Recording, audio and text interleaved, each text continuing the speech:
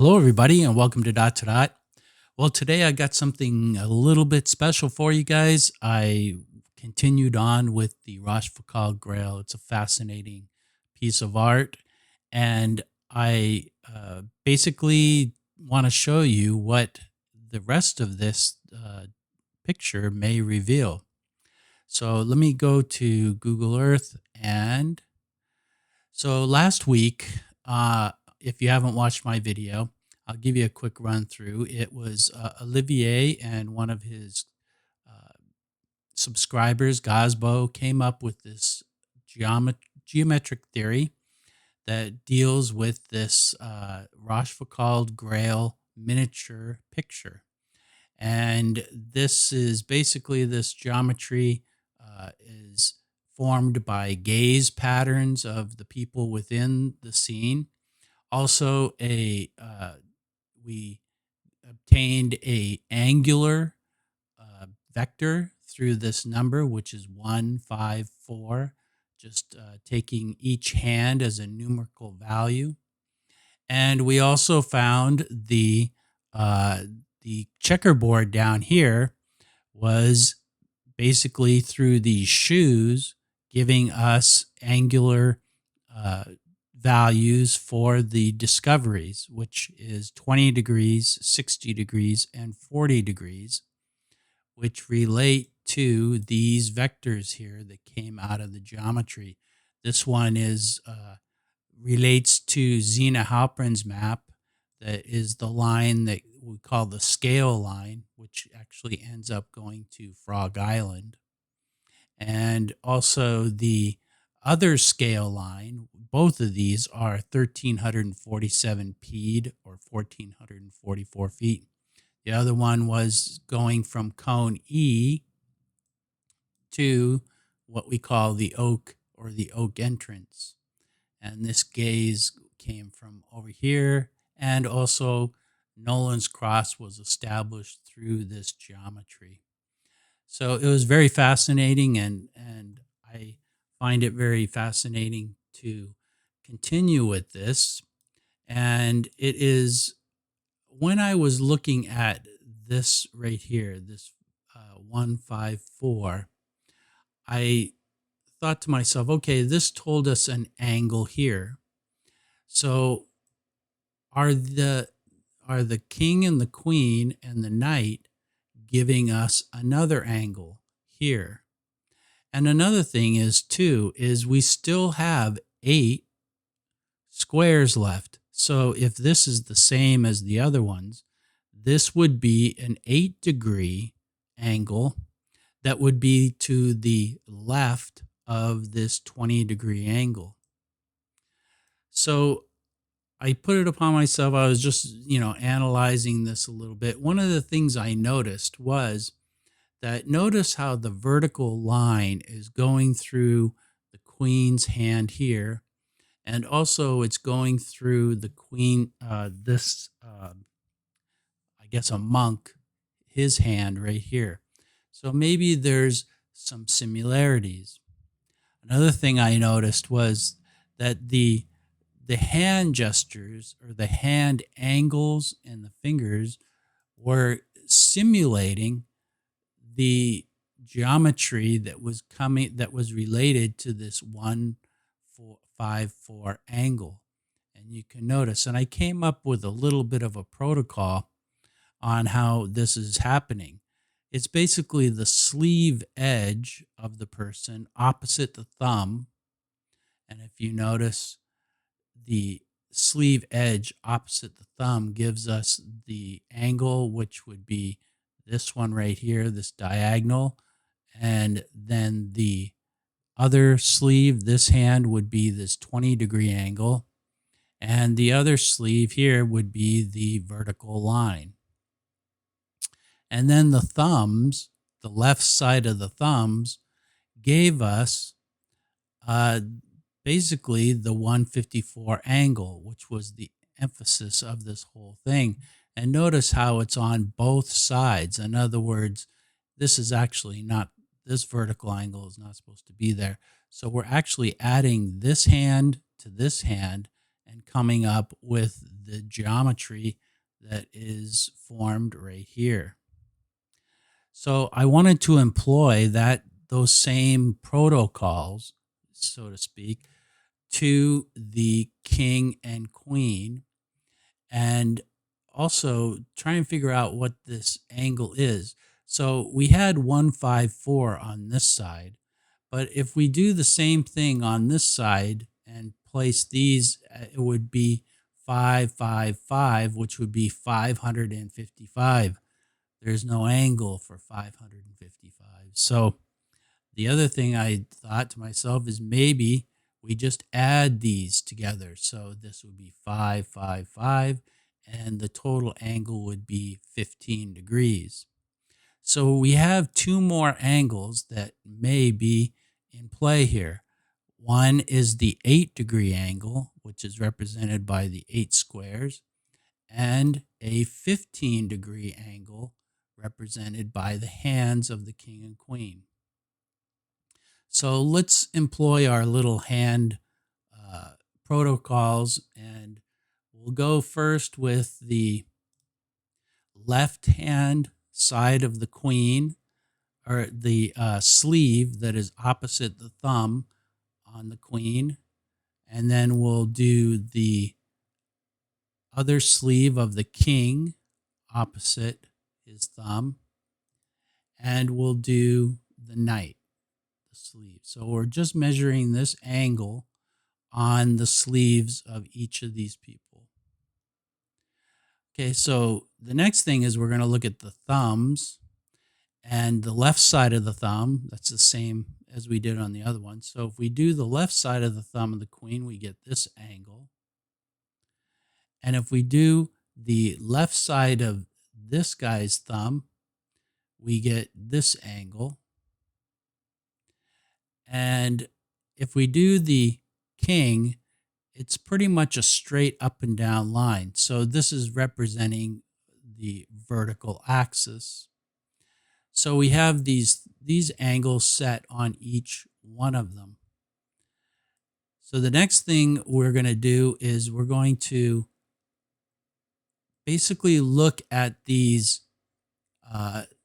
Notice how it is going through basically the thumb clef or the lifeline of each one of these two, the knight and this. And now we're going to put another line in line with the king's hand, because the king really is basically telling us two angles. He's telling us this one, and he's doing this one. And if you notice, also it's on the first finger, and that's going to have somewhat of a sort of a significance. So we're going to go to the next one, and we'll put a line through the thumb clef or the lifeline of the queen. Notice that it intersects the vertical line at this point. So we have some kind of an emphasis on that right there. The next thing we're going to do is we'd never ever establish the gaze lines of the queen or the king. So we're going to put a gaze line from the top of her eyes and go horizontally across. And notice we come to the side here where we hit the hand and basically the top of the thumb of the knight. Okay, the next thing we do is we do the gaze of the king. So we're going to put his on the lower portion of his eyes, and we're going to go to this right here. Notice that it's pointing to it's pointing to an angle that is similar on his hand. And so this is basically giving us an indication that this is a angle that is basically of importance here. So we're going to look at these two angles first and notice that they are the same. They're the same angles at the same degrees.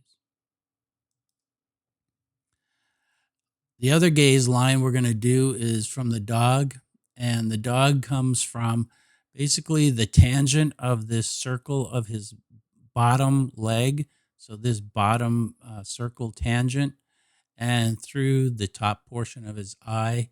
And we also reach uh, the intersection of where the green line here crosses the vertical line. So what does all this mean here is, well, we're going to look, let's go, I went a little too far. If we look at the 154 over here, we notice that these angles are matching the angles over here.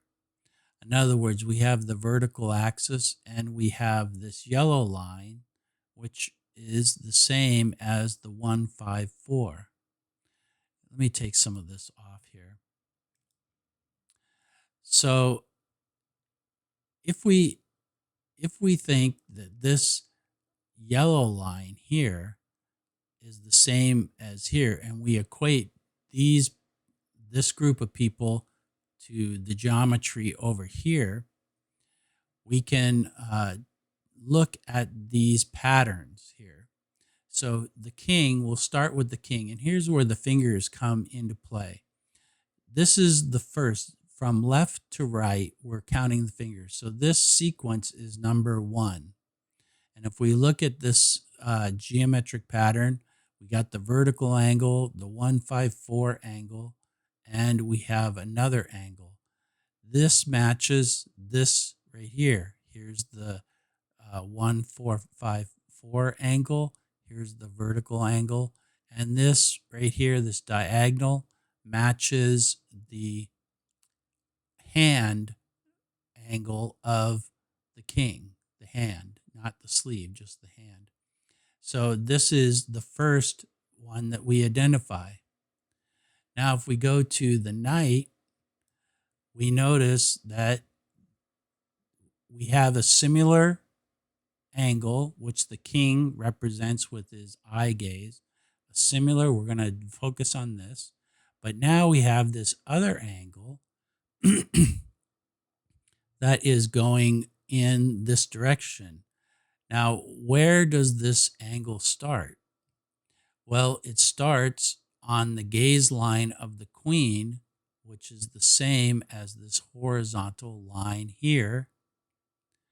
And also with where this angle here is with the king, we're going to line that 15-degree angle. This is the 15-degree angle, the green angle, from this point. So this is where the 15-degree angle begins from the king and from the king's information from his hand, which is the 154, the vertical angle, and this diagonal here, and the horizontal is the queen's gaze, and this is where we're going to start the 15-degree angle. And you can see that they pretty much describe that kind of configuration here. Now we're going to look at the queen. Now the queen has another similar angle, and this was sequence number 2. Remember this? Here's 1, 2. So this was sequence number 2. We had sequence number 1 with the king. The knight gave us sequence number 2. And now we go to sequence number 3, where the edge of her sleeve gives us the 15-degree angle. And the left side of her thumb gives us, what is it? Well, when you measure it from the 60-degree line, which is this right here, remember, all the angles in the Rochefoucauld Grail are measured in reference to the 60 degrees, which is the vertical lines. And if we measure that, yes, it is an 8-degree angle. So this is right here, the intersection of the 15 degrees and the 8-degree angle are where we're going to look for. The dog references also this point right here. And it may be that this circle right here at the bottom is referencing a tangent of the circle, which is represented over here. So let me take this off here.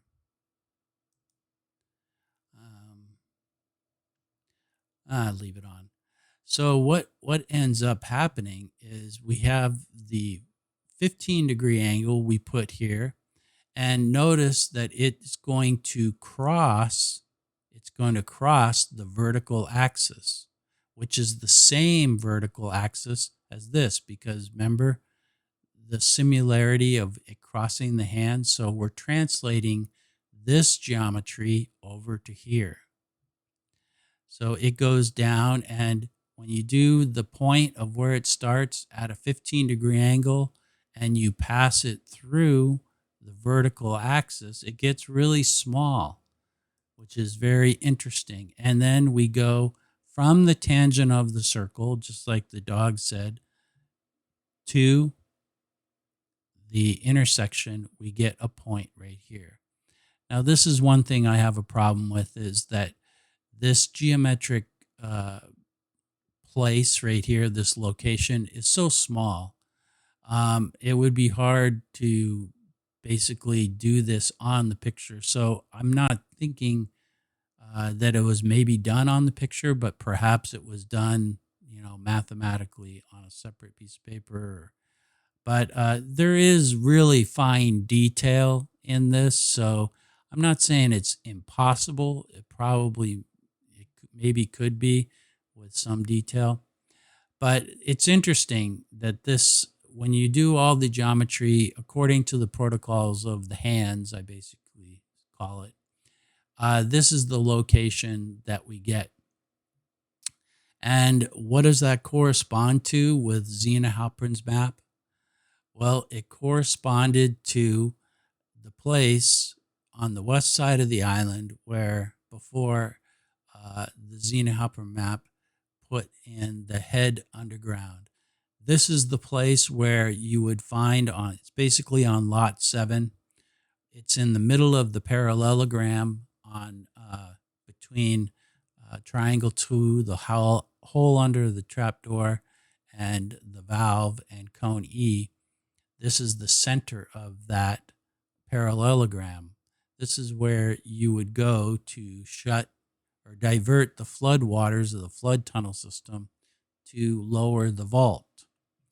And if we did a measurement from the Rochefoucauld Grail from the intersection point being here, and we go to where cone E is registered on the Rochefoucauld Grail, which is here, the distance turns out to be 722 feet, which is half the distance of 1444, which is what we got with Zena Halpern's map.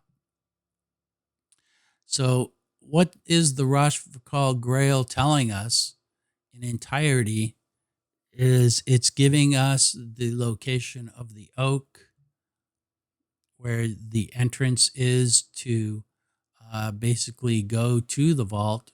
And it's also giving us the place where you head underground to divert the flood tunnel, flood water system to lower the vault. So, yes, I know this is pretty crazy. This is a very creative, out of the box interpretation. I tried to keep my interpretation down to where I went with using the same protocols throughout, from the 154 to the king and the queen. And it sort of works pretty well. But, whether this is true and whether this is actually describing what we think it is, it's really left up to the people on Oak Island to figure it out and to to find out if it's true. But that's all I have for you today. I hope you enjoyed it. If you liked it, like and subscribe. And thank you for all your support. I'll talk to you later.